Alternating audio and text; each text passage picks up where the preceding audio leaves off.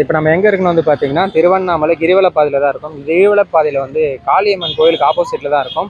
இங்கே பார்த்தீங்களா, இங்கே வந்து கந்திஷ்டிக்காக வந்து நிறைய பேர் வந்து எலுமிச்சம்பழத்தை வந்து சுற்றி உடைச்சிட்டு இருக்காங்க. பார்த்தாலே உங்களுக்கு தெரியும். இது நம்ம ஏற்கனவே வந்து பார்த்திங்கன்னா நம்ம மலையனூர் அங்காளம்மன் கோயிலில் பார்க்கலாம். அங்கே தான் வந்து இது மாதிரி பண்ணுவாங்க. இங்கே பார்த்தீங்களா இந்த வேல் எப்படி இருக்குது பாருங்களா. இந்த வேல் ஃபுல்லாகவே வந்து எலுமிச்சம்பழமாக தாங்க செலுத்தி. இங்கே பாருங்க, பார்த்தாலே வித்தியாசமாகவே இருக்கு பாருங்க. ஃபுல்லாக எலுமிச்சம்பழத்தை வச்சு சொல்லியிருக்காங்க பாருங்க.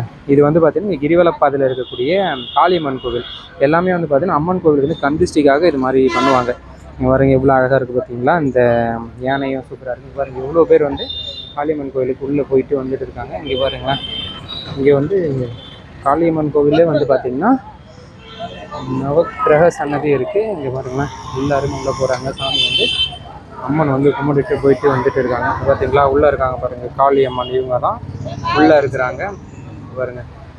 இவங்க பேர் வந்து எல்லை காளியம்மன் அப்படின்னு அழைக்கிறாங்க. இதில் வித்தியாசமாக நம்ம இன்றைக்கி பார்த்தது வந்து அந்த சூலாயுதத்தில் வந்து எலுமிச்சம்பழம் குத்தி இருக்கிற ஒரு விஷயம் தாங்க. இது வந்து கந்திஷ்டிக்காக வந்து பண்ணிட்டு இருக்காங்க அங்கே.